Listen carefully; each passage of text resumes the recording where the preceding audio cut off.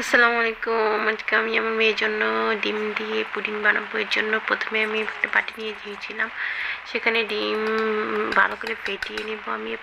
এটা আমি এলাচ থেতো করতেছিলাম যাতে ডিমের গন্ধটা না আসে। ভালো করে ডিম ফেটিয়ে নিয়ে তারপরে এতে আমি দুধ দিয়ে তারপর আমি ছাঁকনি দিয়ে ছেঁকে নেব। সেই ভিডিওটা আমার কাছে ডিলিট হয়ে গেছে বিধায় আমি দেখাতে পারলাম না, সরি।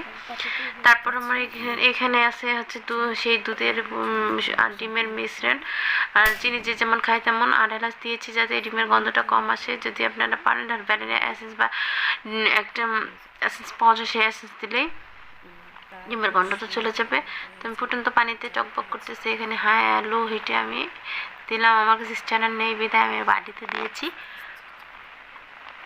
আর ওখানে আমি দিয়েছি ছিদ্রটা বন্ধ করে দিয়েছি আটা দিয়ে। সো আমি অনেকক্ষণ করার পরে প্রায় 15-20 মিনিটের পর আমি এটাকে দেখতেছিলাম কেমন হয়েছে। প্রায় হয়ে গেছে। এটাকে ফ্রিজে রাখতে হবে। তারপর আমি ফ্রিজে রাখিনি কারণ আমার মেয়ে খাবে, আর মেয়ের এমনিতে ঠান্ডা লেগেছে একটু।